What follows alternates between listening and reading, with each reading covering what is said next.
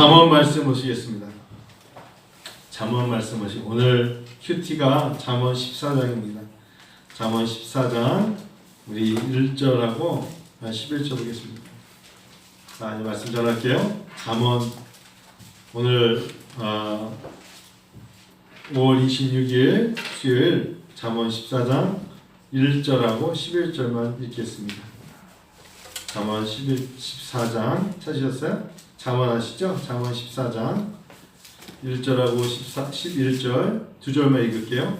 같이 읽어요. 지혜로운 여인은 자기 집을 세우되 미련한 여인은 자기 손으로 그것을 허느니라. 11절 악한 자의 집은 망하겠고 정직한 장막은 흥하리라. 다시 1절하고 11절 다시 한번 읽어요.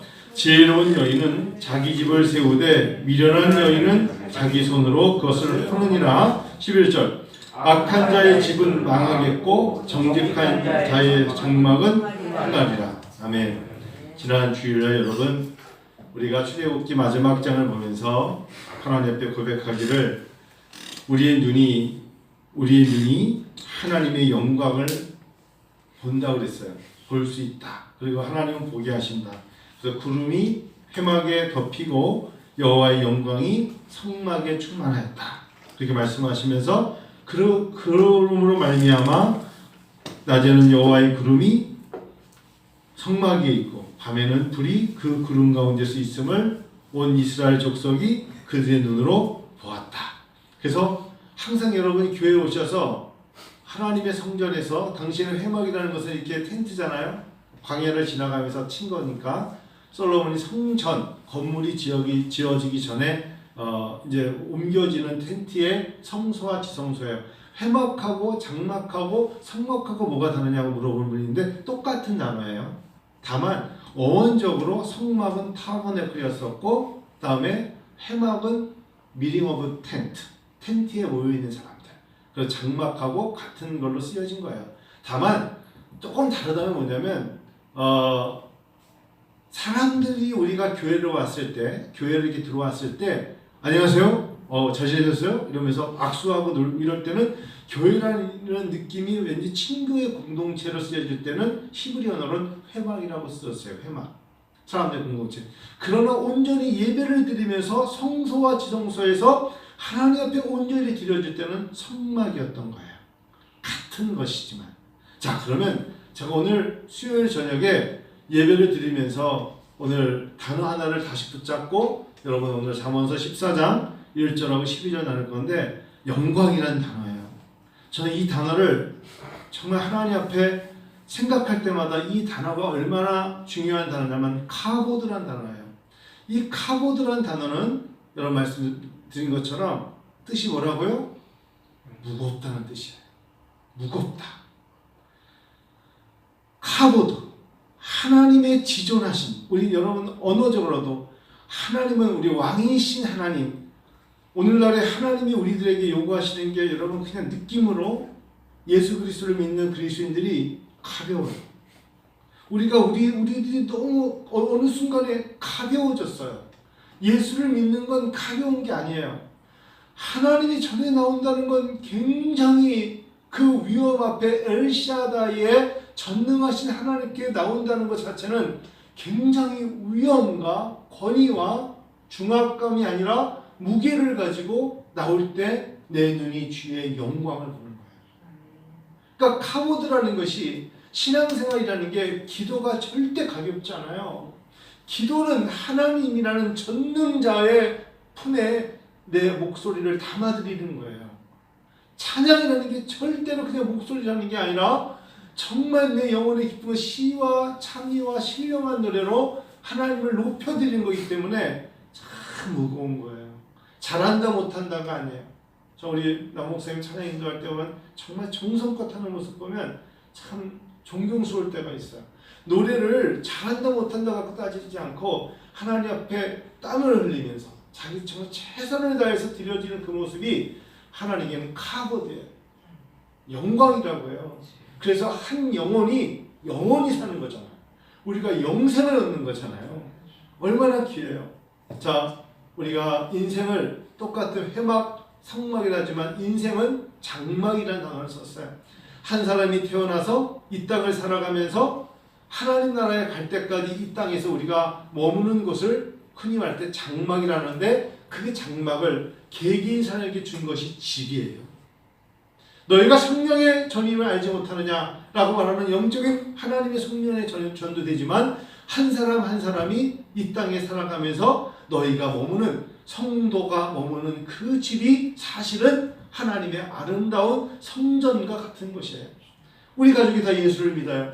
예수를 믿고 하나님의 자녀들이 머무는 그곳이 가정일 수도 있고 집일 수도 있지만, 아름다운 사실은 성전이요, 성막이요, 회막이요, 장막인 것이죠. 그러니 가정이 얼마나 귀한 것이에요. 가정이 얼마나 축복의 장소며, 그 가정에서 예수의 향기를 가지고 드나든다는 게 얼마나 하나님 앞에 아름다운 영광이냐고요. 예수의 이름을 가지고 이른 아침에 일어나 그 가족들이 인사를 하고 서로가 아름다움을 나타내며 집을 나갔다 다시 거룩한 집에 들어왔을 때, 그들에게 향하신 하나님의 하루의 은혜와 은총은 얼마나 크고 놀랍습니까? 걸음걸음에 하나님의 인도하심이 있었고, 사실 출애굽기가 끝나야 민수기가 시작되잖아요. 그래야 민수기의 사람들이 이제 가데스 바네아로 행진하고 나가는 것이 구름기둥 불기둥으로 그들이 회막을 들고 나갈 때 하나님의 현현, 하나님이 그들을 인도하시지 않습니까? 우리의 걸음에 이른 아침에 새벽에 기도를 하고, 그다음에 또한 교회 문을 나가서 우리 할 일을 하러 나갈 때 하나님이 그 행진하는 것에 구름기둥 불기둥으로의 인도하심이 있단 말이에요. 놀라운 거잖아요. 그러니 우리가 하나님의 영광 안에 머문다는 게, 하나님의 영광을 볼 수 있다는 게 놀라운 거죠. 자, 이제 잠언 14장 1절하고 11절을 오늘 제가 묵상하면서 두 가지 단어로 나눠진다는 걸 알았어요. 지혜로운 여인, 반대로 미련한 여인. 정직한 자는 흥하고 악한 자는 망한다는 거잖아요. 잠언 14장 11절 1절은 두 가지 나눈다면 여러분 딱 갈라져요.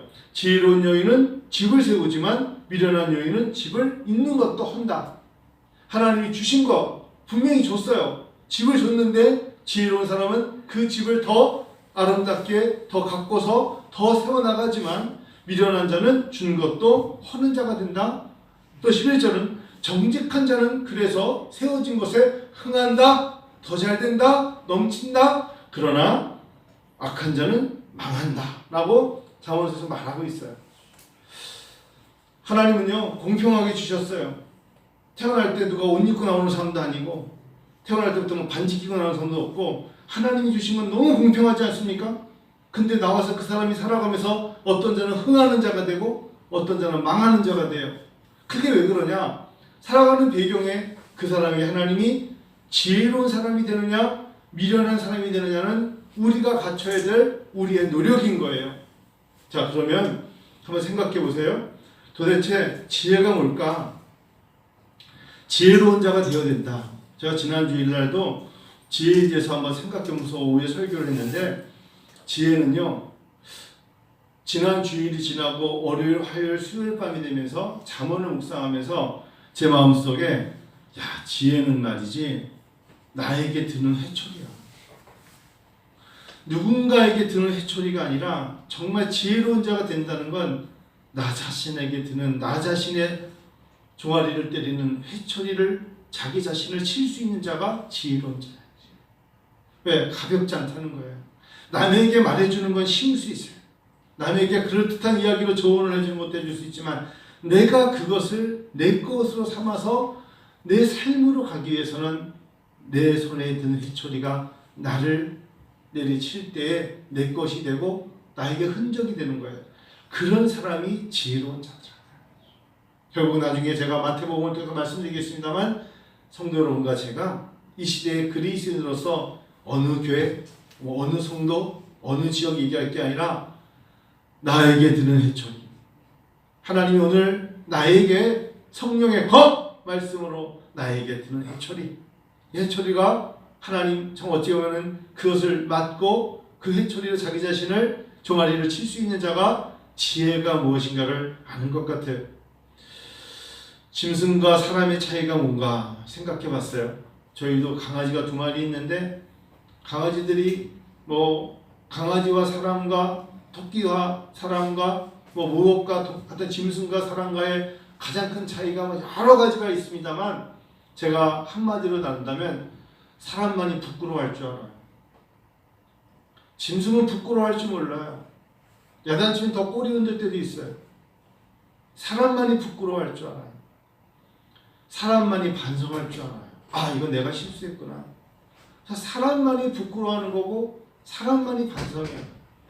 그것이 너무나 자기 자신이 부끄러워서 잠을 못 잘 때도 있고 스스로 반성하면서 혼자 고뇌할 수도 있어요. 짐승은 절대로 부끄러워하거나 고뇌하지 않잖아요. 그래서 지혜로운 자는 누구냐? 그래요. 어떤 잘못된 것 때문에 너무 지나치게 고뇌하는 게 아니라 스스로 부끄러워했다는 거. 아, 이건 내가 실수했어 라는 것을 느끼는 거. 그것은 그 사람 지혜로운 사람이에요. 기회가 있어요. 그 지혜로운 사람은 집을 세우는 자가 될 것이고 그렇게 자기가 부끄러워하며 자기 회초리로 자기를 친다고 그 지혜를 갖고 사는 사람은 하나님이 흥하게 하실 거예요. 세 번째, 그러면 사람과 짐승의 차이가 짐승은 부끄러워할 줄 모르고 반성하지 못한다면 왜 똑같은 사람인데 또 영적으로 보니까 사람과 사람의 차이에서 지혜와 미련한 자가 갈라질 때 어떤 차이가 있느냐? 파렴치한이라는 한자가 있어요. 그 사람 참 파렴치해. 파렴치해가 아니라 파렴치한까지가 네 단어가 한 성구예요. 파렴치한, 파렴치한 사람, 파렴치한 누구, 파렴치한. 여러분, 이게 사람과 사람에서 파렴치한이라는 단어가 체면이나 부끄러움을 모르는 뻔뻔한 사람이에요. 하나님은 이런 사람 좋아하잖아요. 그래서 정직한 자가 흥한다 그랬어요. 하나님은 부족한 자를 가지고 야단치지 않고 약한 자를 가지고 야단치지 않으세요. 하나님은 주셨는데도 뻔뻔한 사람들, 재능도 많고 시간도 있고 많은 걸 줬는데 하나님 주님께서 나다네를 보시면서 하신 말씀, 그 안에 이스라엘의 저 사람처럼 저만큼 간사한 자가 없는 자, 간사한 자가 아니다. 나다네를 보니까 저 속에 저 사람은 정말 간사한 자가 아니다. 그거는 곧 정말 좋은 사람이다 라고 말씀하신 거예요. 사람이기 때문에 우리들 다 우리에게 부족함이 있습니다만 인생을 살아가면서 적어도 저 인간이 참 간사해, 이런 이야기는 아주 치욕적인 거예요. 간사함이 없도다. 간사함이 없도다. 파렴치한 이런 단어가 우리들 속에서 참 그 사람은 정말 권력으로 파렴치한 자고 지식으로 파렴치한 자고 이러면 안 돼요. 간사하지 말아야 되잖아요. 그래서 누가복음 18장 10절부터 13절에 세리의 기도가 있지 않습니까? 한번 보실까요? 누가복음 18장 여러분 아시다시피 그냥 이런 말씀이니까 같이 한번 이 밤에 한번 보죠. 누가복음 18장 10절부터 한번 제가 읽어볼게요. 두 사람이 기도하러 성전에 올라갔습니다. 하나는 바리새인이었고 하나는 세리였습니다. 여러분, 이거 엄청나게 다른 거예요. 바리새인은 율법 600여 개를 잘 지키면서 나는 바리새인입니다 이렇게 말할 수 있는 자기 나름대로는 아주 자신감이 있는 사람을 바리새인이었고, 사람들이 이 바리새인들은 율법에 능통하다 그래서 랍비라는 호칭도 부를 수 있는 사람들이 바리새인이었어요. 반면에 세리는 누가 봐도 죄인이요 가까이 하기 싫은 사람, 이런 사람은 세리였어요. 그런데 두 사람이 하필이면 같이 성전에 올라갔어요. 자, 11절 읽어요. 바리새인은 서서 따로 기도하여 이르되, 여러분 이런 단어를 아셔야 돼요. 나는 좀 달라. 난 너희들하고 달라. 너와 같이 기도할 수가 없어 라고 생각하는 이 바리새인적인 생각. 따로 서서 기도하여 이르되, 하나님이여, 나는 다른 사람들 곧 토색, 불의, 간음을 하는 자들과 같지 아니하고 이 세리와도 같지 아니함을 감사하나이다. 우리도 모르게 하나님이 되어 있어요. 여러분, 마태복음 7장에 보면 비판하지 말라 하셨어요. 비판은 하나님만이 하실 수 있는 거예요. 사람이 사람을 비판할 수가 없어요. 하나님만이 비판할 수 있는 거라고요. 그런데 바리새인은 지금 나는 이 사람들과 같지 않으면 오히려 감사하답니다. 자, 12절. 나는 1회에 2번씩 금식했어요. 대단하죠? 또 소득의 11조를 드리나이다 하고 13절 읽어요. 시작. 세리는 멀리 서서 감히 눈을 들어 하늘을 쳐다보지도 못하고 다만 가슴을 쳤어요. 이르되 하나님이여 불쌍히 여기소서 나는 죄인이로소이다 하였느니라. 저는 이 말씀에 그냥 혼자 오늘 누가복음 10장 18장 10절 읽으면서 나는 바리새인적인 쪽으로 가깝지 않았는가. 나는 아무리 봐도 세리처럼 한쪽에 하나님이여 나는 정말 죄인입니다라고 말하지 않고 나는 할도리를 하면서 그나마 그냥 양심으로 살아가는 자 아닙니까? 라고 말하는 바리새인적인 삶을 살아온 것이 아닌가 때문에 조용히 침묵하며 하나님 앞에 시간을 보낼 수밖에 없었던 것 같아요. 여러분, 지혜롭다는 건 자기 스스로 나에게 드는 해초리 그리고 짐승과 나와의 사이에서 부끄러운 반성을 할 줄 알고 내가 파렴치한 그렇게 사람들에게 간사한 자의 모습을 보인 게 있다면 이건 지혜롭지 못한 거예요. 자, 그런데 이제 집을 허는 자를 보니까 미련한 여인이 있고 악한 자가 있어요. 여러분, 이 당시에 성경적인 어원에 악이란 단어가 뭐냐 하면 악은요 이런 겁니다. 사람은 참 악한 자야 라고서 뭐 살기가 등등하고 그런 게 아니라 성경적으로 악한 건요 부정한 자예요. 부정한 자. 여러분, 이게 구별할 줄 알아야 돼요. 악한 자가 망한다는 것은 뭐냐? 이때 악한다는 것은 뭐 그 사람이 뭐 갑자기 뭐 사람 그런 게 아니라 부정한 자예요. 부정한 자라는 것은 특별히 어떤 자냐? 성경적으로는 결핍, 부족한 자를 악한 자라고 표현했어요. 결핍, 부족하다는 것은 결국 어떤 자냐면 하나님의 마음에 하나님의 눈높이에 신앙적인 것에 도달하지 못한 것이고 그것을 곧 타락이라고 합니다. 이 사람은 그럴듯한데 학벌도 있고 지식도 있고 명예도 있고 여러 가지 다 갖췄지만 하나님이라는 영적인 눈으로 볼 때에 이 사람은 악한 자라는 건 뭐냐? 결국 결핍, 뭐의 결핍일까요? 믿음의 결핍, 영적인 결핍. 사람이 눈으로 볼 때는 그럴듯해. 외적으로 괜찮아. 다 가졌어. 더 많은 물질도 있어. 그러나 하나님의 눈에 결핍이 타락해요. 그래서 돈을 사랑함이 일만하게 뿌리라고 하는 것이 그들의 머릿속에는 오로지 뭐가 가득 차 있냐? 어떻게 하면 나에게는 물질이 가장 만문이즘으로 가장 중요한 나의 주권자가 될 것일까에 몰두하고 있기 때문에 스스로 타락, 그것을 뭐라고 그래요? 악이라고 하는 거예요. 악. 여러분, 우리가 생각하는 악과 성경에서 말하는 악이 달라요. 그래서 악은, 타락이라는 것은 고인물이라 했어요. 고인물. 고여있다는 거예요. 물은 똑같은 물인데 고여있는 물인데 다가가서 입에다 대고 먹어보지 않으면 왜 이렇게 써? 라는데 썩었다 라는 것을 멀리서 봐서는 알지 못해요. 그런데 다가가서 살짝 찍어서 먹으니까 이거는 쓴맛이나 고인물이에요. 그래서 주님이 이를 말씀하시죠. 내 잔이 넘치나이다. 하나님의 사람들은 넘쳐주는 거예요. 그래서 축복의 통로가 돼서 옆집에 앞집에 뒷집에 나로 말미암아 예수의 향기를 전하는 자가 지혜가 있는 거죠. 악은 자기 혼자 자기 스스로 자기 것만 채우고 인간적으로 가는 것을 말하는 것이에요. 자, 그러면 악은 그렇다 치고 미련은 뭘까? 성경적으로 미련은 딱 하나예요. 항상 똑같이 나와요. 미련 이꼴 불신이에요. 미련이 어떻게 불신입니까? 맞아요. 성경적으로 미련한 자들은 절대로 불신이에요. 불신이 곧 미련이에요. 하나님의 세계에 대해서 미련하다는 것은 세상에 대해서는 해박할지 몰라도 믿음이 없으면, 즉 불신, 믿지 못하면 하나님의 세계에 접근을 할 수가 없어요. 그래서 미련한 자는 어떤 자다? 결국은 세워진 집을 하나님의 것을 허는 자다라고 하는 거예요. 하나님께서 믿음 없는 자에게 맡기잖아요. 다 허물어져요. 우리가 그런 말 하잖아요. 소명과 사명이 없는 자가 목사가 될 수는 있다. 소명과 사명이 없는 자가 선교사도 될 수 있다. 근데 그들이 과연 그곳에서 그 다음 단계로 감당하느냐? 그들은 세상적인 관점으로 하나님의 것을 판단하여 다 팔아버린다, 없애버린다, 허물어버린다. 그래서 사실은 하나님 앞에 가장 중요한 것은 그 사람이 어떤 은사라든지 탤런트라든지 재능이라든지 그런 게 아니라 믿음이다.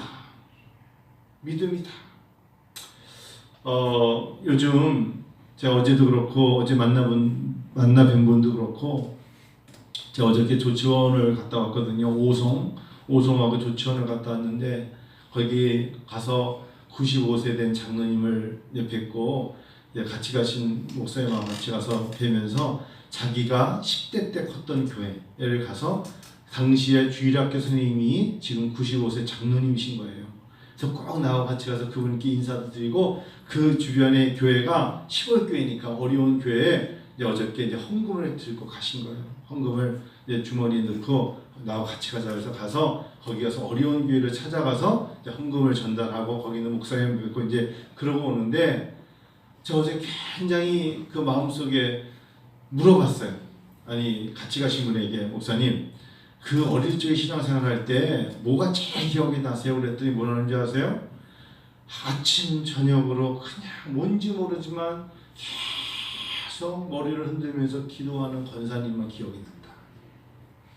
기도하시는 집사님만 기억난다. 그리고 나도 모르게 신앙생활하면서 가장 내가 목사가 됐지만 나도 언젠가 누군가에게 이런 모습을 보여주고 싶다는 것에 가장 표준적인 모습이 뭐냐? 이렇쿵저렇쿵 많은 것이 있어요. 봉사도 있고 있지만 하나님 앞에 보이지 않게 보일 때나 보이지 않다나 기도하는 자의 삶을 사는 사람이 가장 기억에 남습니다. 여러분 보이기 위해서 기도하는 게 아니라 그래서 어찌 보면 행한다는 건 굉장히 중요한 거예요. 기도가 능력이래요. 그러면 기도로 하나님 앞에 기도하면서 기도의 모습으로 두 손을 모으고 소리를 치면서 하나님 앞에 회개하면서 외치는 자의 그 기도가 하나님의 눈에는 좋은 거예요. 믿습니까? 여러분 보여진다는 거, 행한다는 건 너무나 귀한 거예요. 우리 교회가 은혜와 비전 교회가 저는 앞으로 우리 교회가 점점 더 보여줘야 될 건 그 교회의 특징이 어떤 걸 잘합니까? 다른 거 다 안 보여줘도 돼요. 서로가 성도끼리 우리 교회는 중보 기도로 서로가 서로를 위해서 누가 힘들다 그러면 보이지 않는 곳에서도 하나님 앞에 눈물을 흘리는 성도가 있고 눈물로 하나님께 간구하는 성도, 기업이 어렵습니다. 사업차가 어렵습니다. 이런 이야기를 들으면 자기가 아픈 것처럼 하나님께 밤을 새며 기도하며 새벽에 일어나서 기도하며 하나님께 간구하는 자의 소리가 있는 교회면 하나님이 그 교회를 세우시죠. 그래서 행한다는 건 굉장히 중요한 거예요. 마태복음 7장 24절부터 27절에 이런 말씀이 있어요. 여러분 마태복음 7장 한번 보실래요? 성경도 보십시다. 이게 바로 오늘 설교의 마지막인데 마태복음 7장에 여러분 산상수훈에 예수님께서 7장 24절에 이렇게 말씀하셨어요. 자 한번 읽어요. 그러므로 누구든지 나의 이 말을 듣고 행하는 자는 그 집을 반석 위에 지은 지혜로운 사람 같으니, 행함이라는 단어가 있을 때 지혜로운 사람 같으니 비가 내리고 장수가 나고 바람이 불어 그 집에 부딪히되 무너지지 아니하는다. 아까 말씀한 것처럼 그 집이 세워진다. 무너지지 아니하나니 이는 주추를 반석에 놓은 까닭에 어떤 자가 듣고 행하는 자를 말하는 거예요. 행하는 건 기억에 남아요. 행하는 건 오래가요. 행하는 것은 결국은 체험이기 때문에 하나님은 그 사람을 통하여 역사하시는 거예요. 그런데 26절 읽어요. 나의 이 말을 듣고 행하지 아니하는 자는 그 집을 모래 위에 지은 어린석은 사람 같으니, 여러분 들으면 뭐예요?